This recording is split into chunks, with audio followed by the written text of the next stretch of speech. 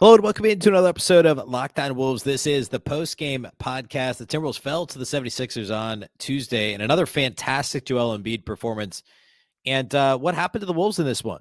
Minnesota only mustered 94 total points in this game. We'll talk about what happened offensively, how the Wolves were unable to stop Joel Embiid, and they were unable to win the non-Embiid minutes when Joel was resting on the bench. We'll break it all down here on the show.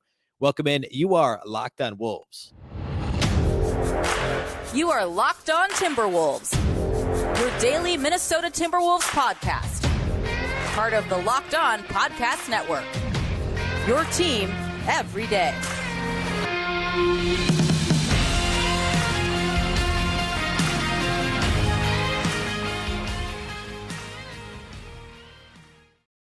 Hello and welcome into the Locked On Wolves podcast, part of the Locked On Podcast Network, your team every day. My name is Ben Beecken. I'm the host of Locked On Wolves. Happy Wednesday, everybody. Happy hump day.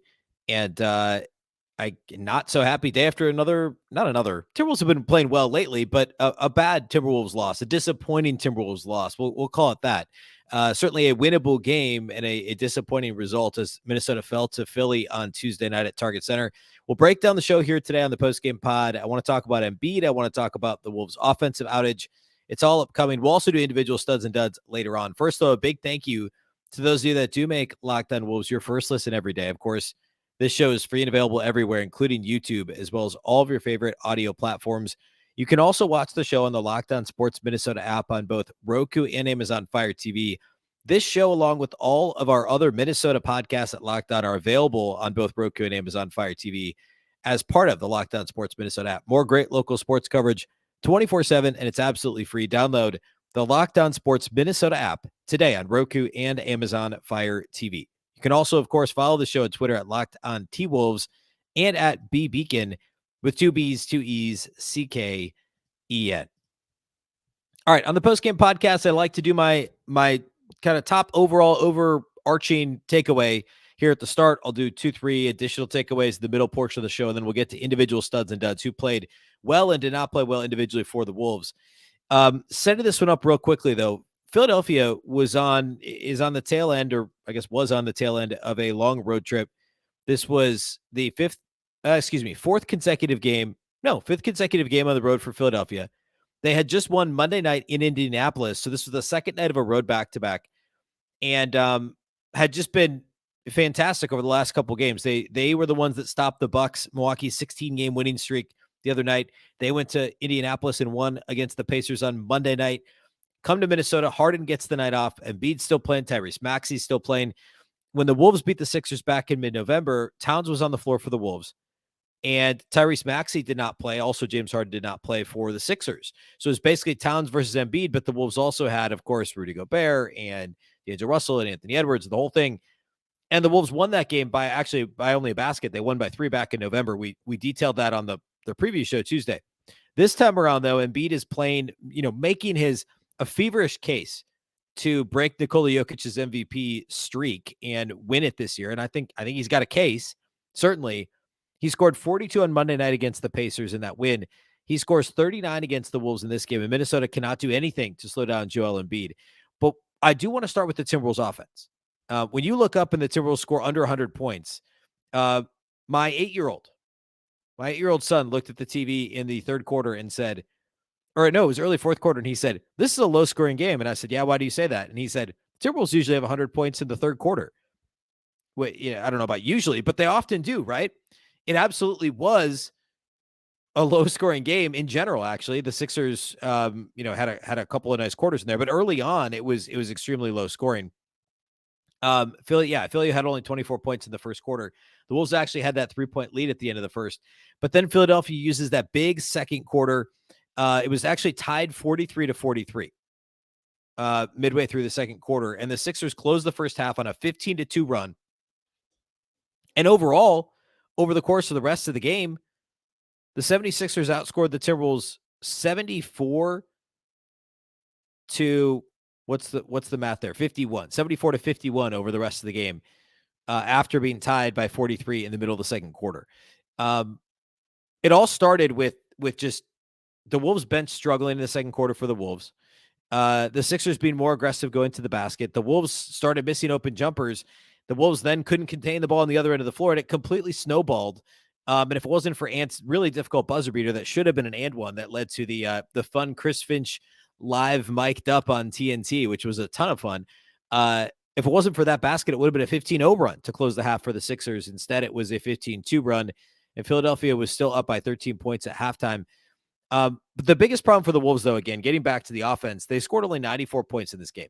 Minnesota shot under 40% from the field, 39.5% to be precise, and just 30.6% on three-point attempts in this game. Philadelphia is a really good three-point shooting team. They shot 60% from the arc, beyond the arc.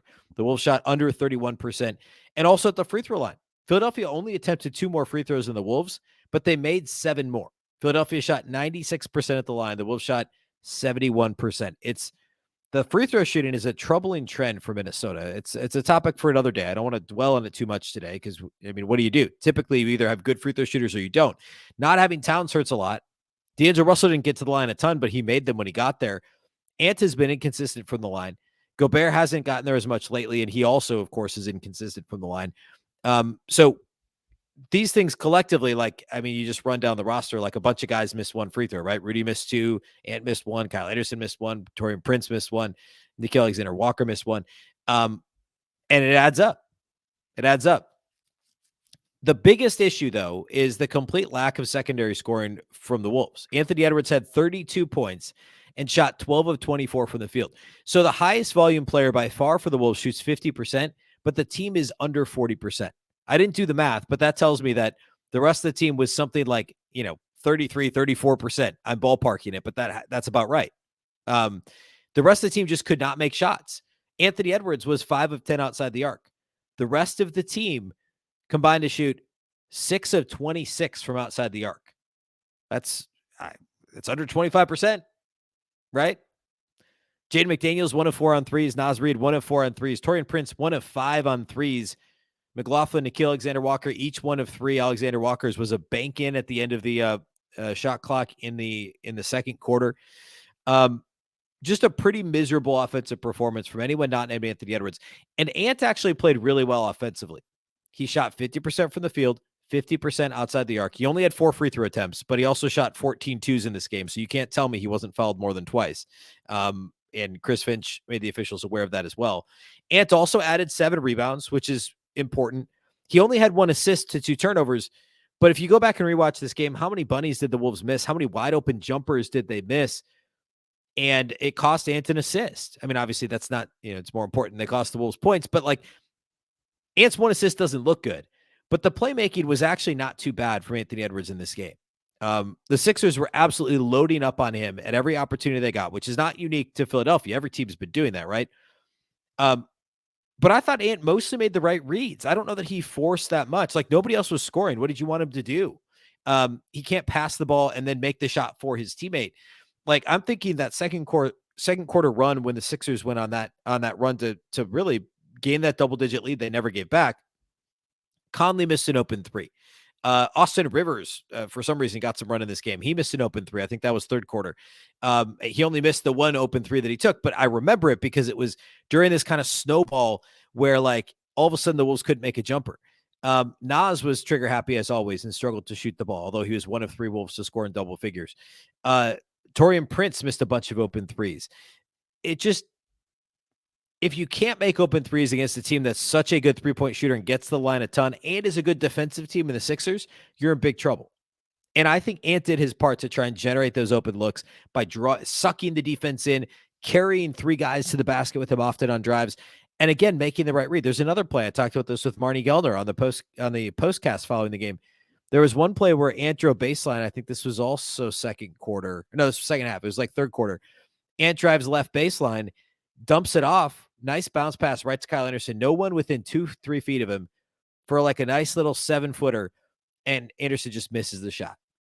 I mean, that's an assist right there. There at least were 3 or 4 wide open 3-pointers that were missed. You make a couple of those and Ant's got 4 assists and everybody's happy.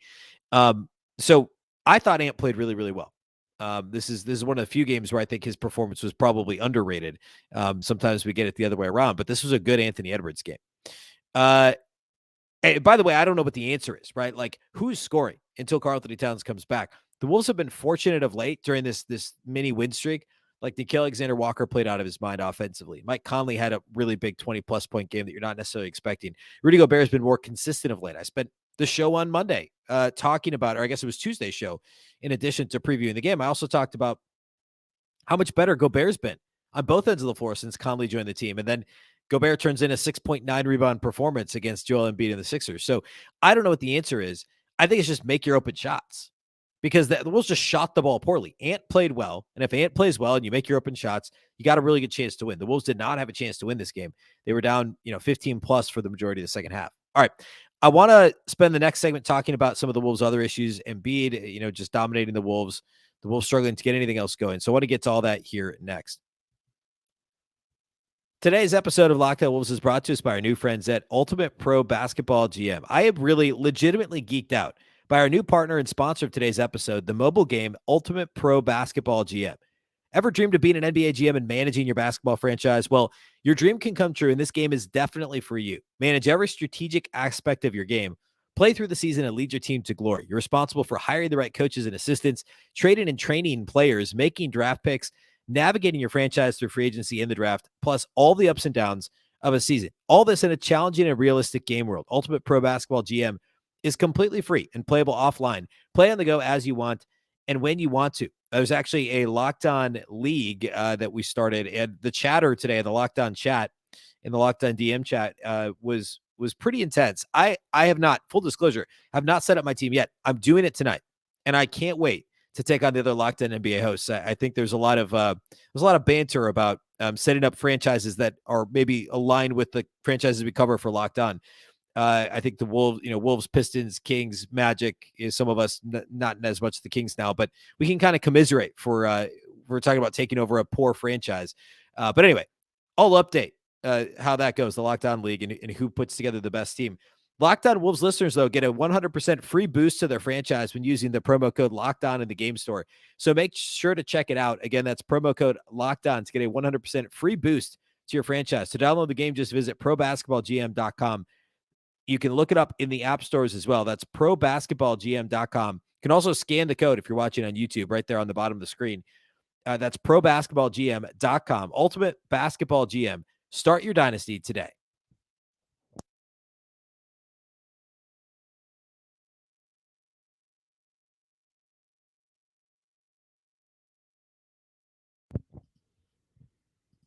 All right, let's talk about some of the other things that happened in this game. So defending Joel Embiid, like said this off the top, it's Embiid or Jokic for MVP. I haven't. This is my official pick, but coming into this game, I'm leaning Jokic, right? I've also seen Jokic play more than Embiid, full disclosure. But I think that, it's a conversation for another day. But Embiid in this game looked every bit the part of an MVP. 39 points on 13 of 22 shooting, greater than 50% from the field, 4 of 4 on three-pointers. And the Wolves' game plan was, hey, let's let Embiid shoot open threes if he's got them, right? Because he doesn't play out there a ton naturally in the flow of the offense. It's a lot of times there's a trail big, or sometimes he'll step back out of an action and be there. But teams, try make him put the ball on the floor. He's not quite Karl-Anthony Towns with the ball on the floor, like dribble drives, right? He does so much damage in the mid post and still can with his back to the basket. Facing up from the mid-range and the mid-post is where he did a lot of his damage tonight. But a perfect 9 of 9 from the free throw line, which isn't quite the what was he against the Wolves early this year? 18 of 19 or 18 of 18, something like that from the line. He added 7 rebounds, 4 assists, 3 blocks in this game for Joel Embiid. And the Wolves tried to guard him one-on-one with Rudy Gobert. That didn't work. Because here's the thing. You give him just a little bit of space to try and protect against the dribble drive, and he can make, there were a couple of those jumpers in the first quarter where Embiid was Gobert legit had a contest hand up in the face of Joel Embiid, up near where the shot release was. And it honestly I don't know how Embiid got the shot off, but he did. I mean, more often than not, and Gobert couldn't guard him one-on-one. Naz Reid obviously couldn't guard him one-on-one. And when the Wolves actually had a shot kind of late third quarter, they made a mini run. I think they were within 14 or 15. And Embiid scored 3 straight times against Naz Reid one-on-one. And the Wolves weren't really bringing doubles. Then they tried to bring a couple of doubles on the perimeter. He hit some tough jumpers over double teams. I mean, the Embiid jumper is just so much better than what it was just a couple of years ago. By the way, his 39 points came in only 28 minutes in this game. 39 points on 22 shots in 28 minutes for Joel Embiid. He did not have to play in the fourth quarter. It took him out with about a minute and a half left in the third, and you look up and you say, okay, the Wolves could make a mini run here. They were down 15, 16. You make a little bit of a run. You make it, 12 points or something to start the fourth quarter. They could not do that. In fact, for the game, the Timberwolves lost the Joel Embiid on the bench minutes by 5 points. You cannot get outscored when Joel Embiid's off the floor. And in those 20 minutes, the Wolves were a -5. And that tells you all you need to know about this game, right? Like Embiid dominated, and that's the reason the Sixers won this game. But the Wolves played so poorly, they couldn't win this game with obviously no James Harden. They couldn't win it with Embiid on the bench. Um, like there's several ways we could spin this, but like it was not a good game in general for the Wolves. Back in terms of defending Embiid, Kyle Anderson took a shot at it. Again, the Wolves doubled a few times. Like it just there wasn't a good way to do it. There never is because Joel Embiid is incredible. And I wasn't really bothered by the Timberwolves defense in this game. I know Philly shot 60% from three, got to the line 23 times. To me, the biggest issue is probably containing the ball with Tyrese Maxey, but like he's so quick when he gets downhill. He's also a really good player. 27 points on 16 shots for Maxey. Embiid's going to do Embiid things. Only 3 other Sixers players scored in double figures, and one had 10. That was Tobias Harris. He, by the way, had 14 rebounds. D'Anthony Melton had 11 points, and Maxey had 27. So it was Embiid and Maxey that killed the Wolves. And, you like to contain the ball a little better when Maxey has it in his hands. But it's just so hard when you're so focused on Embiid, and that's what Tyrese Maxey banks on. The Wolves were unable to contain him. I guess the last thing I want to touch on is rebounding. And Marty and I talked about this on the postcast, a little more extensively. But the Wolves were a -20 in the rebounding category in this game. I mentioned Tobias Harris had 14 boards. The Sixers had 6 players with 5 or more rebounds in this game. The Wolves had only 3 with 5 or more rebounds. Gobert had 9. Anthony Edwards had 7. Kyle Anderson had 5. Everybody else that played for the Wolves had 3 or less rebounds. The Wolves were a -20 on the glass. It's been a while since we've really been concerned about that number, right? The Wolves have been better on the glass here of late, but a -20. And weirdly, the Wolves actually won the points in the paint by 6 in this game, 42-36. The bigger issue was Embiid did what he did from mid-range. The Sixers shot free throws much better than the Wolves, and the Sixers shot threes much better. The Wolves attempted 11 more threes than the Sixers in this game, and they made 4 fewer. The Wolves shot 31% from three. The Sixers shot 60%. The Wolves shot 71% from the free throw line. The Sixers shot 96% from the free throw line. Made free throws and made threes were the biggest difference in this game. The battle on the boards was, unsightly, but it's hard to directly point to that when the Wolves did win the points of the paint battle. Second chance points in this game weren't insane. It's just like another one of those you look at it and go, man, the Wolves got beat on the glass again. And the Sixers aren't a good rebounding team, right? This wasn't one of the league's best rebounding teams. They're only a little bit better than the Wolves on the glass in general, but definitely a disappointing outcome in that regard as well. So rebounding, points of the paint were competitive, but made threes, made free throws, big issues in this game as well. All right. I want to close today's show by talking about individual studs and duds, and we'll put a bow on this. We'll take a peek ahead at what's next for the Wolves, what's next on the show this week. So we're going to do all that here next. Today's episode of Locked On Wolves is brought to us by our friends at FanDuel.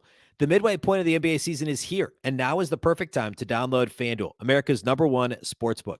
Because new customers get a new sweat first bet up to $1,000. That's bonus bets back if your first bet doesn't win. Just download the FanDuel Sportsbook app. It's safe, secure, and super easy to use. You can bet on everything from the money line to point scores and three-pointers drained. Wolves Nets Friday night. The Wolves don't play again here the next couple of days, but go check out that line.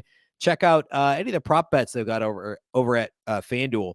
FanDuel even lets you combine your bets for a chance at a bigger payout with a same-game parlay. Don't miss the chance to get your no-sweat first bet up to $1,000 in bonus bets when you go to FanDuel.com/LockedOn. That's FanDuel.com/LockedOn to learn more. Make every moment more with FanDuel, an official sports betting partner of the NBA.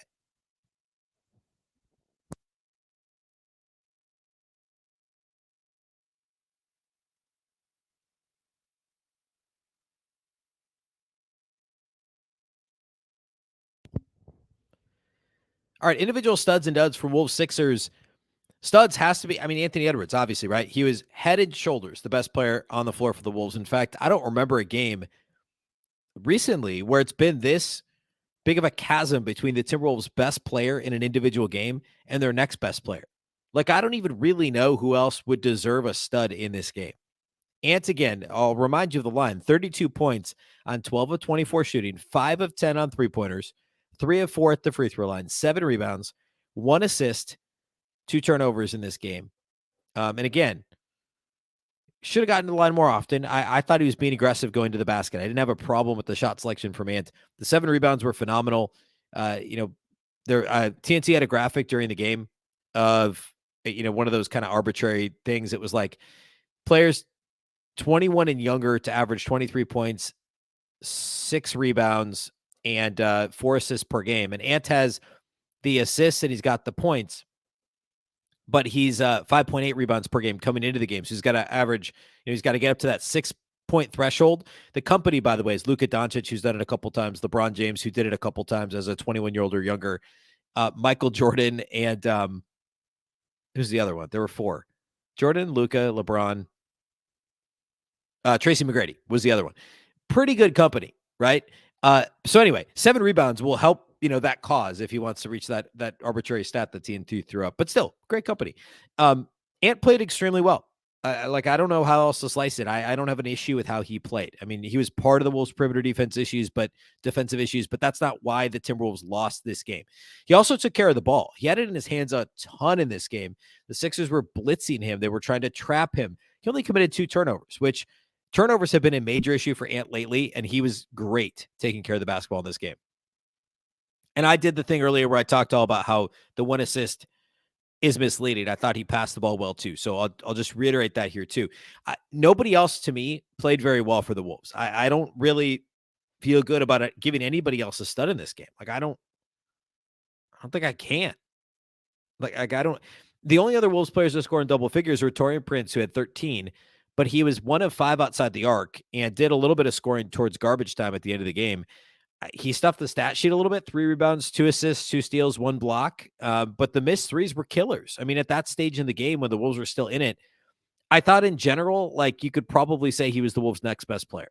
So I guess if we have to pick a second one, I'd pick Prince. Again, stuffing the stat sheet with 13, 3, 2, 2, and 1.